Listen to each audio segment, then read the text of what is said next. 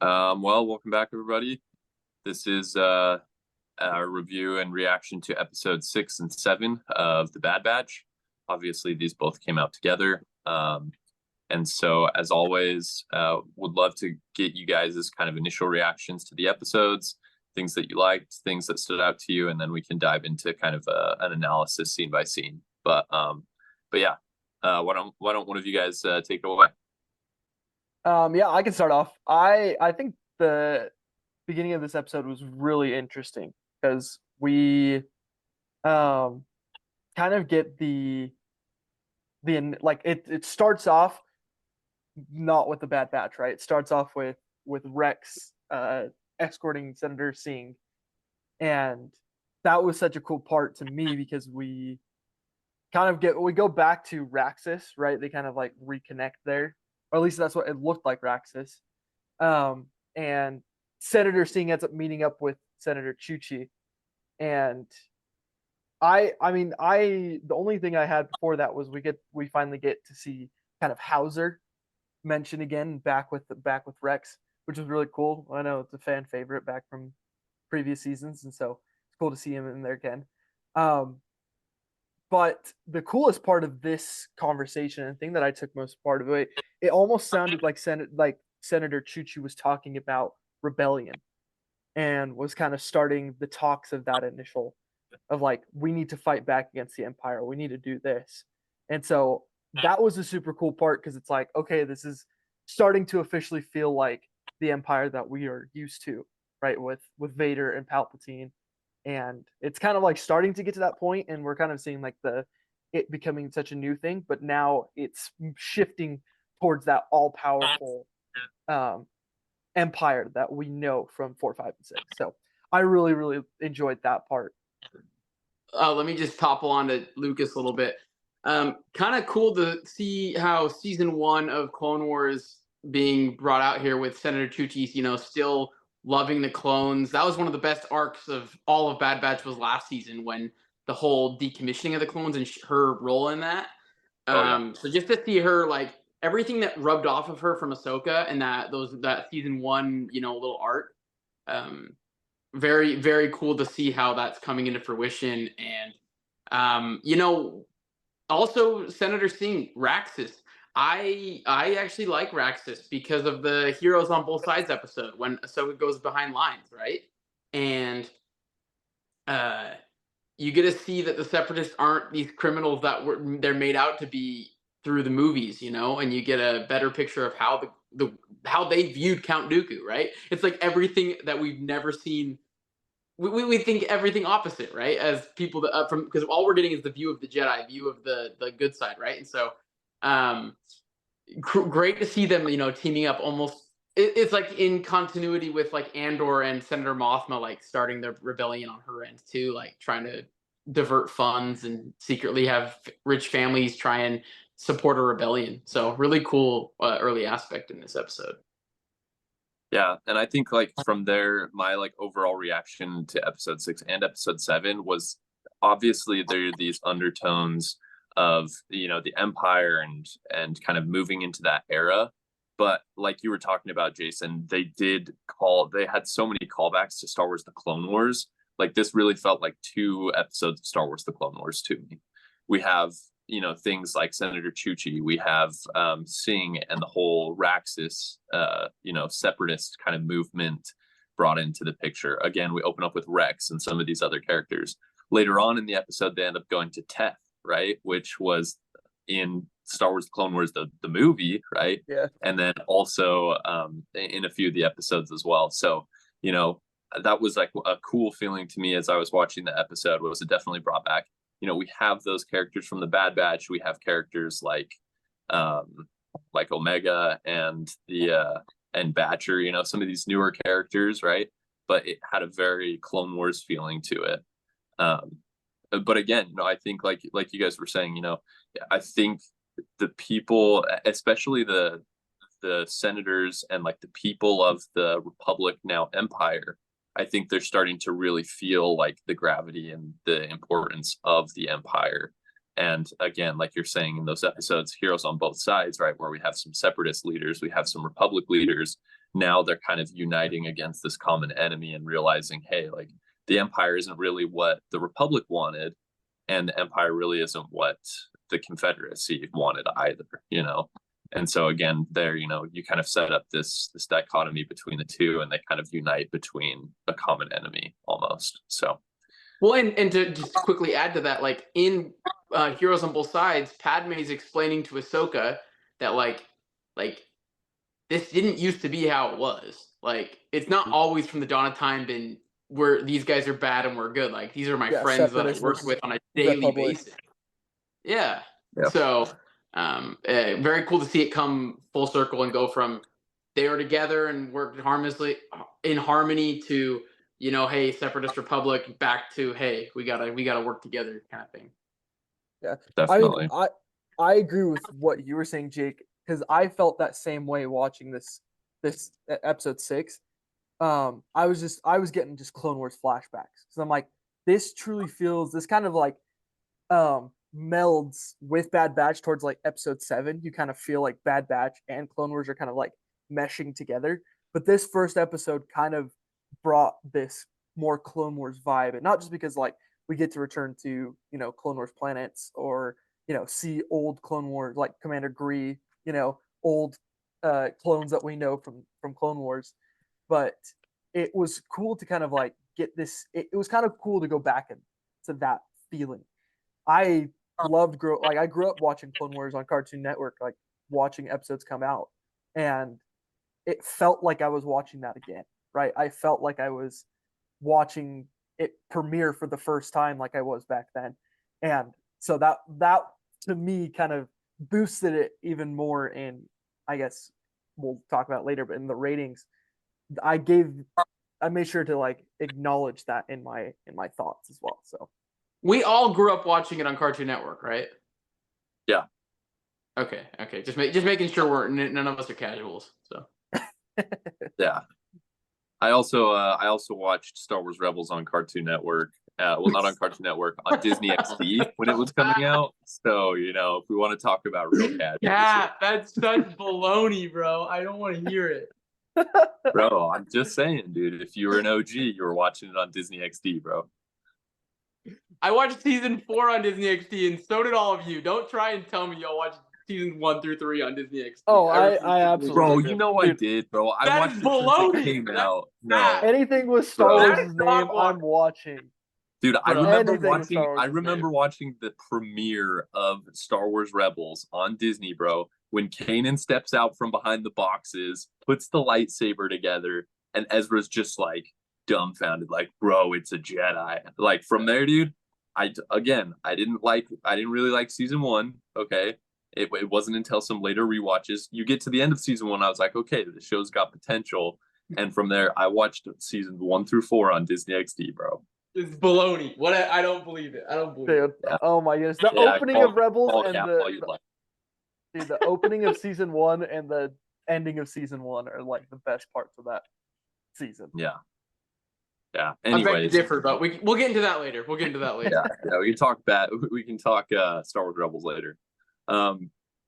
So moving towards back towards the characters in this episode, right? Obviously, Rex is a very central figure. With him coming back, we get to see kind of the group that him and Echo have kind of put together. So obviously, you know, there's people like Hauser, who we had seen from older seasons. Again, he was kind of a fun fan favorite, and I'm glad they've brought him back in the show. But again, you know, he's kind of this this trooper that has shown that he can kind of break ranks from the Empire and be an independent thinker, and kind of embodies like the good that the clones brought with them to the Republic and throughout the whole you know, Republic versus separatist movement. But I thought it was interesting to see. It felt like Rex had this like larger rebel cell kind of put together, or like larger group of clones. And then, you know, this is kind of getting over a little bit more into the episode 7, but it felt like by the end of the episode, it was like there was really no one left except for Rex and Hauser, right? Like it felt so initially it felt like a ton. At the end, it was like, okay, well, I guess there really wasn't that many. But I don't know. It's just, I'm still trying to understand it a bit. Like I know what Rex is trying to do, and like, okay, we're trying to like free the clones, and we're trying to, you know, save our brothers and stuff. But again, it's kind of like, okay, you know, what's he really up to in the background? And I think these episodes gave him at least more of a purpose, or at least gave the Bad Batch a purpose, right? Of like, we have to destroy Tantus because they're like, we know that they're doing bad things to the clones. We know they're after Omega. So I felt like this episode kind of clarified those points, at least in regards to Rex and the Bad Batch's mission for the rest of the season, maybe the series. So No, I think I kind of get you on that. It's super interesting, and that kind of leads into, you know, we kind of are sent back to the base, right? And then they interrogate, like that. We see kind of the arrival of that next. I mean, we didn't get to talk about this, but with the senator fight, one of those clone assassins comes out, right? And we met one of them. We went the first one back in season 2 when with that same episodes that Jason was talking about, where they were trying to kill Senator Chuchi. And it's interesting because it's just clones that have been almost like turned in Inquisitor, right? They've been tortured basically and turned into something different. I mean, we hear Crosshair talk about this later on in the episode, but they're clones. And it was cool. Gree ends up, you know, stunning that first one, and he ends up calling one of them the Shadows. And I thought that was super cool. Like, oh, it's one of those shadows again. And so I just wanted to make a notice of that because it's like we haven't really understood. We don't know who they are yet, and it was cool to kind of have them be like, oh, we know about these guys, but we just don't really know a whole ton even more about them. So yeah. Yeah, no, I thought that was interesting. And obviously we kind of see a little bit more into like the mind of those like shadows or like the clone assassins, right? Because they do get kind of that moment to interrogate the one of them, right? But then we have the second the second assassin who shows up and kind of scopes out the Bad Batch and Rex's group and calls back the Empire, right? And he's a really interesting character. Again, you know, this is more leaning into episode 7, but I think that, you know, especially with his fight with Crosshair and all of that stuff, it seems like he seems a lot more important than the other clone assassins we've seen up to this point. And the vibe that I kind of get with him is like, you know, is he going to be this big character reveal? Is he going to be a really important character moving forward? Or again, is this, you know, is Star Wars just trying to kind of throw us off the case and it's just going to be some random dude, right? So I'd be interested to hear kind of you guys' thoughts on that. If we're going to have a sort of like Marok reveal here from Ahsoka, where it's like, okay, you know, we have all these high hopes it's going to be somebody, and then it's just like, oh no, it's literally just another clone assassin. Or, you know, do we think that, you know, Disney's going to pull out the stops and this is going to be Tech, or is this going to be some other character from Clone Wars that we know? You know, I don't know. What are you guys' thoughts on that? I think it's going to be a Merrick situation. I truly do. This new operative didn't have anything to mark him differently. I feel like that's usually like a flag where usually they're a little bit different. But it is cool to see what the Empire is doing with the clones and how relevant they still are. I mean, the last thing I have written down for episode 6 was look at who's doing the Empire's bidding, like on a big level. It's the clones still. Like that's still who's doing it. Even last season when Emperor Palpatine just decommissioned clones, it's still, you know, Wolf leading the pack, or these operatives are all clones, just to our knowledge, right? But like the Scorch and Delta Squad, they're all clones, and they're the ones that are running the show still. So it was cool to see that these TK troopers or the stormtroopers, like they're still following the clones at this time, and so it's cool to see. I mean, it sucked to watch their base on Teth just get mutilated by one dude, right? Like, Yeah. like that was a meme. I was thinking, like, if it was the other way around, I feel like memes would be coming out about like one clone versus the entire separatist army, you know, and like has a blown up entire whatever. But like because it was like one bad guy infiltrates and blows up Rex's crew, that it's like that's like kind of depressing, right? That like the Empire has operatives that are actually like can outsmart Rex, with all their new fancy tech and stuff. But yeah, cool to see all the clones and unfortunately take the lives of like Fireball and some of the other guys that were side by side with Rex for the Dude. last how many years. That Yeah. I made a mention in the trailer about the purple clone trooper, and I was like, bro, I'm excited to see him. Just gets wrecked. Just gets First, off. just gets off without even saying a word. I was so mad. I was like, are you kidding me? Poor guy. I'm excited to was see tough. who he is. and Wait, gets was the wrecked. flamethrower in the 6th or the 7th episode? The sixth. It Sixth was the end episode. of the Yeah. 6th. That yeah. was kind of hype. Well, so I was worried at that point because the flamethrower's going off. You can see kind of that like Turkish, like turquoise, like green blue on his armor, and for a second I thought it was Hauser, and I was like, no, bro, did they just off Hauser right here? Like, Okay, I but thought the same thing too. That was crazy to me. I was like, because apparently everyone has green armor in there except for Rex, and right, it's like, and I was like, okay, so it was kind of hard to distinguish because you have like Fireball, you have Hauser, and then you have Nemec. I think was the healer, and it was just funny because I was like, I don't know who just picked up the flamethrower and just ran with it. I don't know who that was. I thought it was Hauser as well, and I was like, there's no way they're just gonna kill him off. yeah. No, I don't know if Hauser makes it to the end of the series. I bet you he probably dies on Tantus or something, but they wouldn't bring him back just to kill him in his first episode back, right? So, one last thing I will say about this episode, I couldn't agree more with you, Jay Higgs. It is interesting to see that yes, the Empire's moving away from the clones, right? They've served their purpose, but at the same time too, right? Like who are they turning to for leadership, right? They obviously this is the first like scene that we see Wolf in is at the end of episode 6, but he's like leading the pack, like he's the guy, right?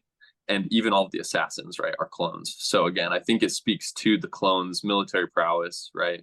They've served the Republic, and the ones that they can still get to fight for them at this point, like they're going to use them because they're probably just superior to any recruit that they could get otherwise, right? So, and then I might disagree with you. Spoiler, I do disagree with you on the new clone assassin, but I'll talk about that one once we get more towards the end of our episode 7 discussion. So maybe we move that way now, unless you guys have more to say about episode 6. I mean, I just wanted to kind of we've been talking about Hauser, kind of going back to when Bad Batch come in. One thing that was super interesting to me was Hauser. We kind of when we first introduced him, he's like he's sympathetic, he's kind, he almost seems like merciful. But then as soon as we see him again in this season, he's a hothead. Like he's telling Rex, hey, this clone assassin, we need to like press him. Like we need to start turning to other things to get him to talk. And I was like, that is not the Hauser that I was used to, right? And then when Crosshair comes in, he was like, I'm gonna shoot this dude if it was just him and I, right? Like he's just like this hothead now, and it's this interesting transition between the Hauser that we saw at first, where he was like, no, we got to protect our brothers. We got to be sympathetic to the Twi'leks because we're pressing on them. This is ridiculous. And then 2, I'm shoot first, ask questions later. Like I'm gonna beat the information out of this assassin if you let me, right? And so Rex kind of had to hold him back at some point, which was super super interesting. But that was a thought I had on Hauser. Yeah. Well, we'll transition to episode 7 with a bridge talking point I wanted to bring up. In both episodes, right, Bad Batch shows up to Teth, and it was so interesting to see. Right when they get there, Echo calls Omega to run back to the ship, gives her the new bowcaster, talks to her, and was so kind to her.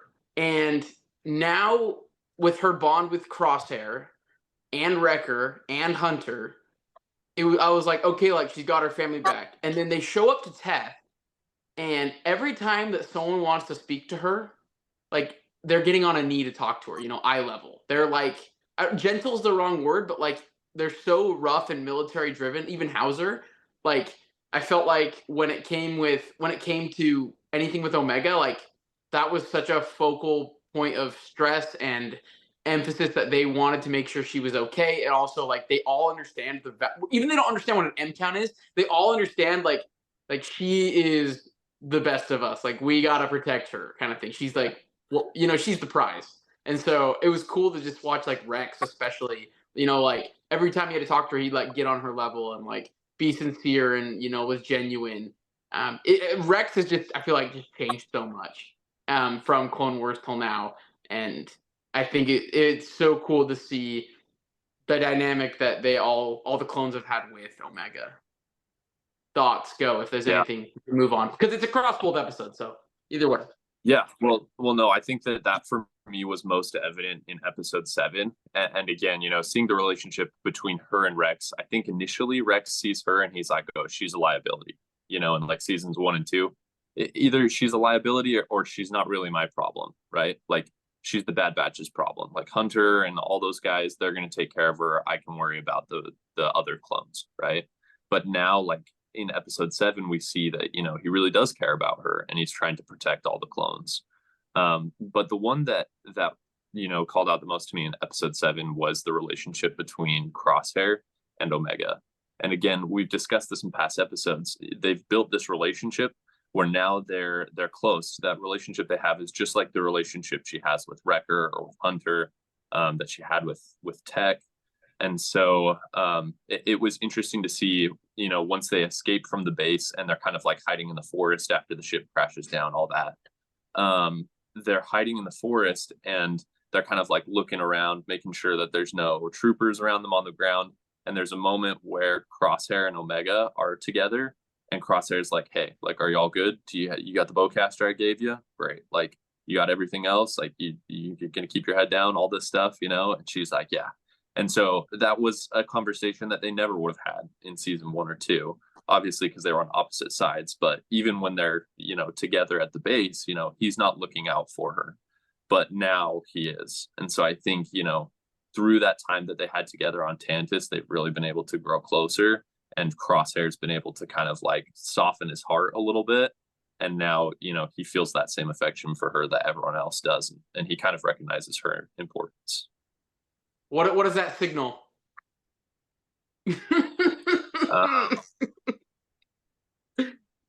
Good question. I mean, everyone's gonna die. He gone. Hey, I said that at the very beginning. I knew if anyone was gonna die first, it's probably Crosshair's gonna take the bullet. Well, and I would have been so mad if it was in this episode. This was such a Clone Wars callback. If he died, I would have been pissed. No, he wasn't going to die in this episode. Even when they were having their Black Panther, Wakanda on the waterfall fight, like I knew he wasn't going to die in this episode, but he will die by the end. I had my thoughts because I was like, what a way to end a mid-season like premiere than to kill off an important character, right? I was, as soon as he was choking him in the water, I was like, no way, this isn't gonna happen. But I mean, luckily it didn't. I'm glad that it didn't. But yeah, Crosshair has become, as quickly went from being my favorite character in the first episode to being like this kid that I'm like, I just want him to come back, but I don't have a connection with him because he's a dirtbag and he's been doing stuff for the Empire. To have him come back in this season and be like, okay, I like this guy. Like I can have this connection with him now. To being like, all right, this is probably gonna end horribly. Yeah, well, let's jump into the chase and all that. Wolf, looking great, but there's obviously this disconnect between him and the operative. And personally, I think the operatives are bums. I mean, I don't think they can do much about it, but like that's your commanding officer, and you're just gonna just defect completely everything that he says and just assume that you're gonna be okay. And I get that they're trained different and they're brainwashed and all that, but I was hoping Wolf was just gonna take him out. I honestly thought he might have, and so It was Well, they're interesting to see the under dynamic between the operatives and like Wolf before they had the final encounter. right. Well, because the operatives operate under Hemlock, and Wolf is like part of the Empire, right? So it's kind of like there's two distinctions between the two. That's probably why the operatives like, I'm not going to listen to this dude, but I don't know. Yeah, I thought it was interesting. There's obviously a disconnect. It's almost like there's no like clear chain of command, right? Like you're saying, Lucas, you know, the assassins, the shadow clones, whatever you want to call them, the operatives, they operate under Hemlock, whereas, you know, these guys are under the army of the Empire, right? And so it's just like the thing that kind of surprised me was there was that disconnect, but like Wolf was kind of just like really unsympathetic towards the operative. Like there was the one scene where Wolf was like, "Yeah, we're gonna blow all these different places and we're gonna seal them up in here." And then the operative was like, "Bro, I'm going in." And so he goes in, and one of the dudes radios Wolf, and he's like, "Hey, you know, the operative just went in this place, whatever." And Wolf's like, "I don't care, seal the place up, blow it," you know. And you're like, "Okay," you know, like I don't think Wolf in Clone Wars would have been that like cutthroat. But again, here, you know, we see that he's an agent of the Empire. He's trying to get he's trying to get the job done and secure the package, whatever. But again, you know, they're definitely kind of different people. And I think towards the end of the episode, and we can talk more about the chasing if you guys want right now, but towards the end of the episode, we see Wolf's colors a little bit more, and I think that's obviously foreshadowing his story arc and his character arc. Because we kind of already know where it ends because of where he comes back into the show on Star Wars Rebels later. So Yeah, well, yeah. that was the next point I wanted to bring was the transition, like the operative to the clone commando, because I feel like Wolf is super lenient. Cody was so lenient in that single episode that we've seen of him, and sure enough, Cody defects when he has that whole thing on Death Six. But like, what about commandos? Because they're still so locked in and strict. I just think it's so interesting that commando was like completely understanding of what Wolf said. What at this ending remark. So backpedal a little bit. Rex and Wolf are seeing each other. Wolf is like, "What the heck, Rex? You're supposed to be dead." And he's like, "Well, I'm not dead, and this is what's going on." And Wolf has no idea, right? Like it's so under wraps that he has no idea that the other clones are being tested and tortured to a degree, and so he lets them go. Rex sweet talks it and Wolf just lets them go. And the clone commando is like, "What the heck? They're traitors." And he's like, "Yeah, but they're clones. So like, let's give them that. Like, let's let them go." And so we can talk anything from here about the whole Crosshair part. I thought he was gonna get a good shot on something, you know? He didn't get a good shot at all except for the pilot. That's the only thing he got was the one pilot to shoot down the ship. Yeah, but he shot like twice and then hit the pilot. Well, when they're escaping Teth in the building and he's like shooting him a million times through the window and he misses every time. Every single one. The only one he got was the detonator. Like he shot the detonator perfect when he was coming down and then it blew up, right? So he got like 1 out of 50 that he shot. So his accuracy is still bad. He didn't miss. His accuracy He didn't miss when he was like with the Empire, bro. He did not miss. Oh, he didn't miss when he was bad with the Bad Batch either. Yeah. It's all that testing that they did on him. Yeah, I don't know. From here, like the end of the episode, right? I think so I did not think that Crosshair was gonna die, right? They're fighting, they have the little scuffle with the operative and with Crosshair and the waterfall and all that stuff, right? Like the whole time I was like, okay, he's gonna be fine. Like I'm not worried about Crosshair here. But here's where I would disagree with what we discussed earlier, that this new clone operative is a nobody. Like he went toe to toe with Crosshair, and again, we've talked about Crosshair's a little bit off right now. He's not his usual self. He's not hitting his shots, but like for some reason, this dude's able to go toe to toe with him and almost kills him. And so that for me kind of signals, maybe this guy is kind of a big deal. Maybe he's important. And then the second thing is too, it sounds like there's some type of like voice modifier or something on this character. He has a little bit deeper of a voice. It sounds like a little bit more like electronic maybe or something. So I don't know if they're also kind of trying to hide who he is in that sense too, you know? So again, am I saying that he's going to be this crazy big character? I think it's a real possibility. But maybe I'm getting played here. Maybe in the end it's going to be nobody. So those are the reasons I thought it might be a somebody though. Anybody who's like who can really go toe to toe with a member of the Bad Batch 1v1, I think they've got to be somebody. So yeah, I just don't know who it would be. That's the thing. Like I want it to be. I don't want it to be a nobody because that would just be kind of lame, right? Because like you said, this is like the assassin. This is the shadow guy. Because after that one operative got captured, they sent this dude to be like, you need to go take him out. Like you need to neutralize him.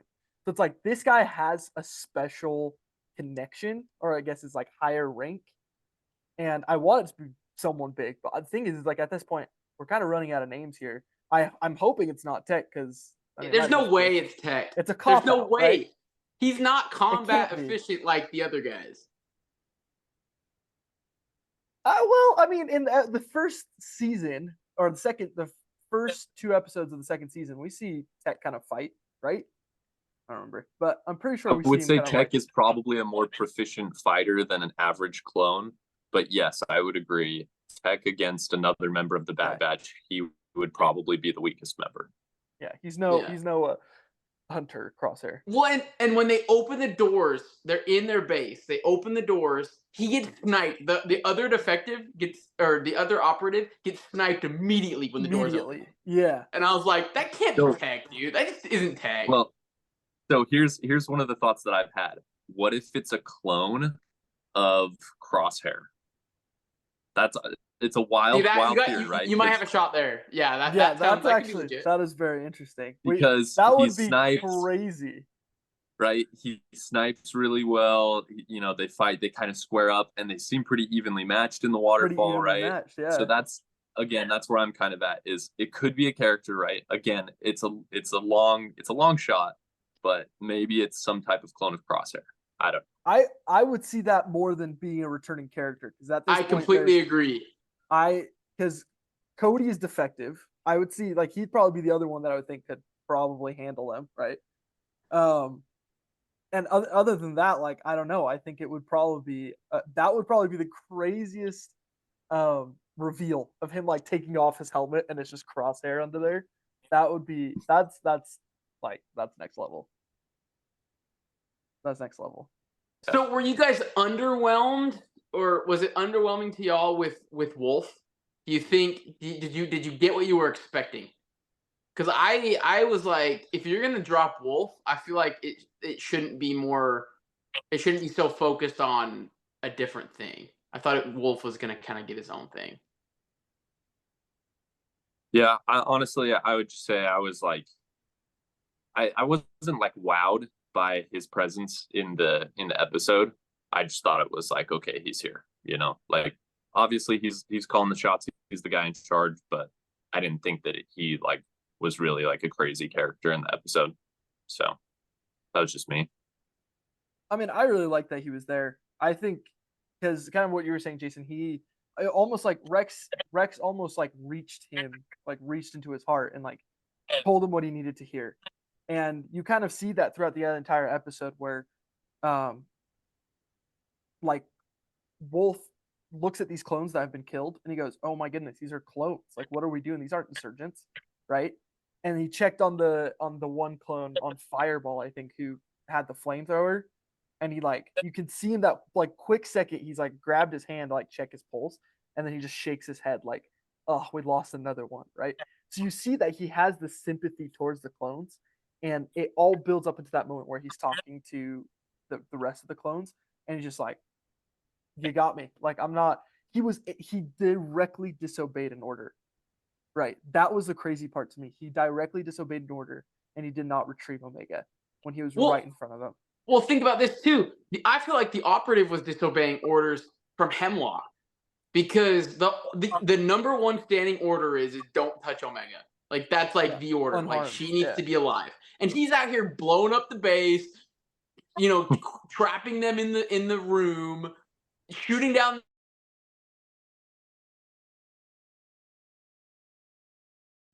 Basically, sorry everyone, but basically, it, the operatives were not keeping their own orders from Hemlock. I felt like with everything that was going on, it looked like he was trying to kill Omega, and so Wolf was telling him like, "Dude, you're forgetting your own commands, right?" And so then Wolf broke one too, and so I was like, "Oh, it's only fitting that the Empire is still in shambles through the whole episode."